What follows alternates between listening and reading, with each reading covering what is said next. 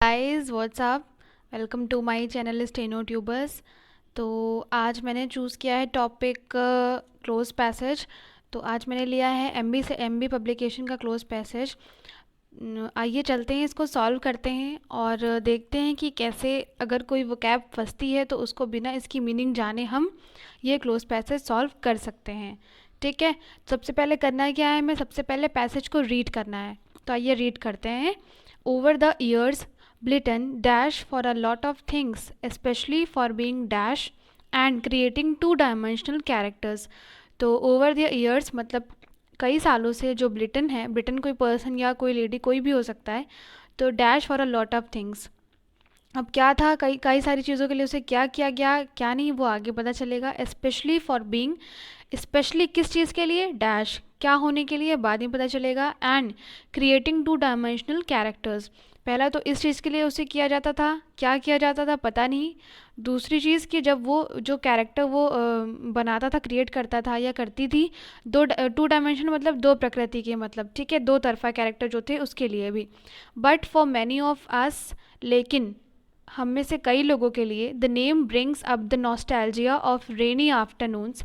अब इसमें कई बच्चे होंगे तो जो नॉस्टैल्जिया की मीनिंग नहीं जानते होंगे, तो मैं बताऊंगी मीनिंग, मैं बाद में बताऊंगी। The name brings up the, ये नेम क्या ब्रिंग करता है, रेनी आफ्टरनून्स मतलब कोई चीज़ है वो आपको किस चीज़ की ओर ले जाएगी, यानी कि वो कोई याद होगी ऐसी पर्टिकुलर, याद कैसी होती है, वो पुरानी होती है। तो आपको नॉस्टैल्जिया की मीनिंग यहीं से गेस करनी है। देखिए, याद कैसी होती है, कोई भी चीज़ आपकी मेमोरी है, वो यादें हैं, इसका मतलब वो पुरानी है। ठीक है, नई तो अभी नहीं हो सकती ना, पुरानी ही यादें हैं। तो नॉस्टैल्जिया का मतलब आप यहाँ से ये निकाल सकते हैं कि कोई हमारी यादें हैं जो हमारी रेनी आफ्टरनून से जुड़ी हुई हैं। ठीक है, ये नेम वही हमें याद दिला देता है। ओके, फिर है dash snuggled up with our noses. अब स्नगल्ड अप का भी कई बच्चों को मीनिंग नहीं पता होगी, तो मैं ये भी नहीं बता रही हूँ, इसका भी मीनिंग आपको बाद में गेस करनी होगी।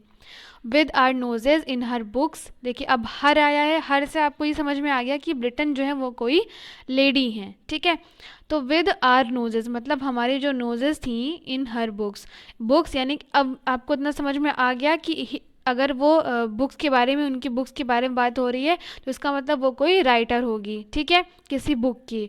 तो उनकी बुक्स में हमारा क्या होता था, हम वो पुरानी यादें ताज़ा हो गई जब हम उनकी बुक्स पढ़ते थे। एकदम नोज़ उस बुक में हम इतनी पास से पढ़ते थे कि नोज़ हमारी उस बुक में रहती थी, मतलब इतनी तल्लीनता से पढ़ते थे। ठीक है, and being transported to a world where good means good, जब हम पढ़ते थे उसे तो हम किसी ऐसी दुनिया में चले जाते थे, वेयर गुड मीन्स गुड, जहाँ पे अच्छा का मतलब अच्छा था, एंड बैड मीन्स बैड, बुराई का मतलब बुराई था।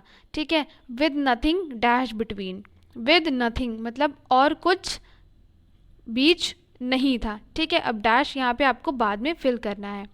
आई remember reading in a preface that, मुझे याद है जब मैं प्रीफेस पढ़ रही थी, एक उसका बुक का जो प्रीफेस होता है वो एक इंट्रोडक्शन होता है, एक प्रस्तावना जैसे आप बोलते हैं, वो चीज़ होती हैं।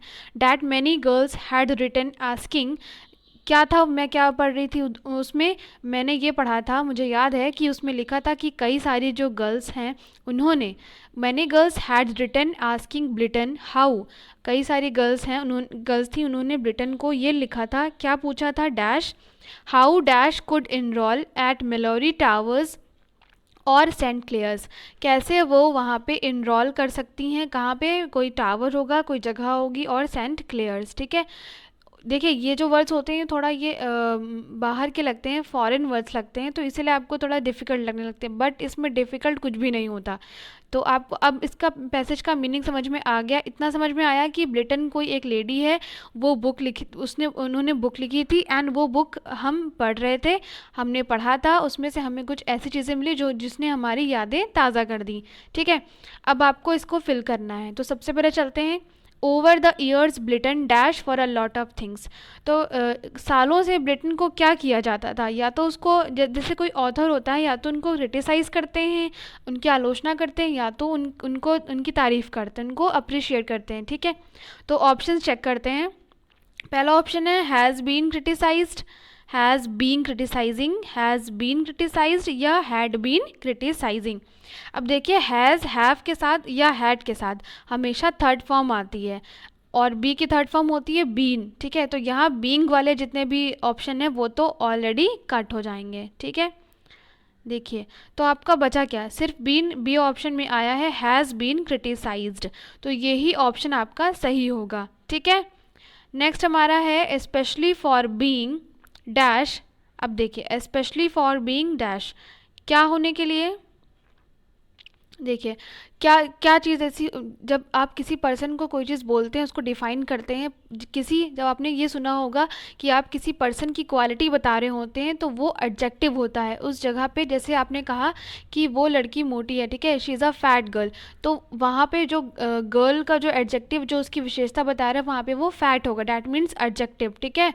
तो यहाँ पे ब्रिटेन की विशेषता बताई जा रही है कि स्पेशली फॉर बीइंग, उसे क्रिटिसाइज़ किया जाता था स्पेशली किस चीज़ के लिए। देखिए, फॉर बीइंग हमारा जो ऑप्शन है रेसिज्म, रेस, रेसिस्ट और रेशियलिज्म, ठीक है। देखिए, अब आपको यहाँ पे देखना है कि एडजेक्टिव इसमें से कौन है, हम रिटर्न की बात करें इसलिए हमें एडजेक्टिव चूज़ करना है।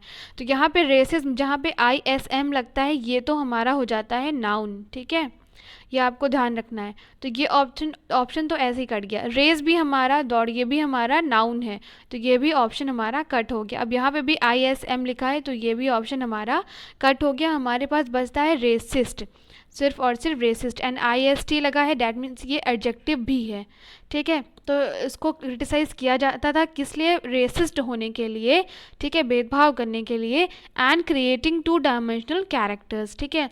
नेक्स्ट है हमारा but for many of us, लेकिन हम इसे कईयों के लिए, the name brings up the nostalgia of rainy afternoons, ठीक है।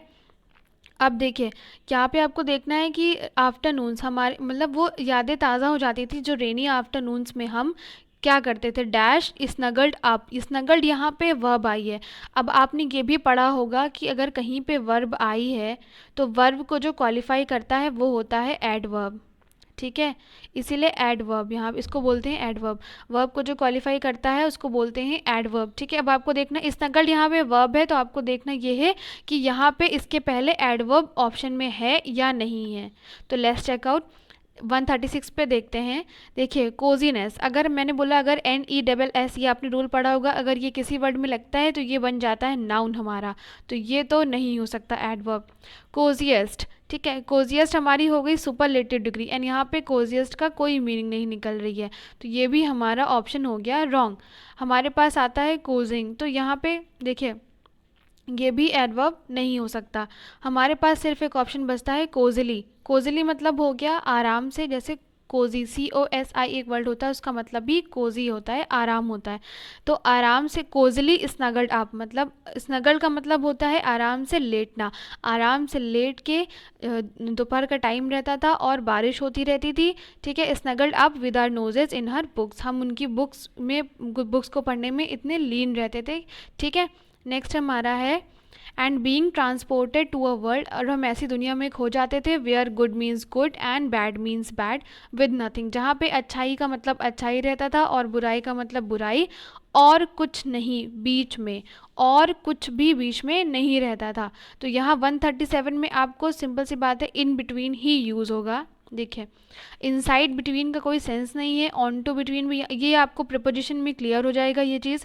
तो इनटू यहाँ पे कोई मूवमेंट नहीं हो रहा है तो ये भी नहीं होगा, हमारे पास इन बिटवीन आता है, ठीक है। जैसे कहते हैं डोंट इंटरफेयर इन बिटवीन, ठीक है, किसी चीज़ को बीच में आप इंटरफेयर मत करिए, ये आपको प्रिपोजिशन में ज़्यादा क्लियर हो पाएगा। तो यहाँ पे हमारा ऑप्शन इन जो है सही है। Next, I remember reading in a preface, मुझे याद है मैं प्रीफेस में पढ़ रही थी, that many girls had written asking Britain how, कई लड़कियों ने ये पूछा था ब्रिटेन से हाउ डैश कुड इनरोल। अब हाउ किससे इनरोल करना है, कई लड़कियों ने पूछा, यहाँ पे सब्जेक्ट आपका मैनी गर्ल्स आया है, तो सिंपल सी बात है जब आपका यहाँ पे जो भी यहाँ पे फिल होगा वो भी प्लूरल में ही आएगा, क्योंकि यहाँ पे गर्ल्स प्लूरल है। तो चेक करते हैं हाउ देम कुड, यहाँ पे देखिए सब्जेक्ट की बात हो रही है इसीलिए हम सब्जेक्टिव फॉर्म ढूंढेंगे, तो ये भी हमारा नहीं आएगा। प्रोनाउन फॉर्म हमारा नहीं आ पाएगा, देयर भी नहीं होगा यहाँ पे, इसलिए हमारा यहाँ पे सिर्फ और सिर्फ ऑप्शन दे बचता है, क्योंकि दे प्लूरल सब्जेक्ट को भी डिनोट करता है। तो many girls had written asking Britain how they could enrol at Malory Towers और सेंट क्लेयर्स, कैसे वो अपने आप को इनरोल कर सकती हैं वहाँ पे मिलिट्री टावर्स में या सेंट क्लेयर्स में। तो उम्मीद करती हूँ आपको ये क्लोज पैसेज क्लियर हुआ होगा। मैं जो बताने की कोशिश कर रही हूँ कि कैसे आपको noun, pronoun, adjective, verb, adverb में डिफरेंस पता करना है। एंड आपको ये भी पता होना चाहिए कि आपको कैसे आप, जैसे इसमें मैंने बताया रेसिज्म, एंड इन सब में आप कैसे फाइंड कर सकते हैं कि नाउन कौन सा है, एंड प्रोनाउन कौन सा है, वर्ब कौन सा है, एडवर्ब कौन सा है। ये सब चीज़ें आपको फाइंड करना बहुत ज़रूरी हैं। इस बेसिस पर भी आप क्लोज पैसेज बहुत ही आसानी से कर सकते हैं। ठीक है, thanks for watching steno tubers.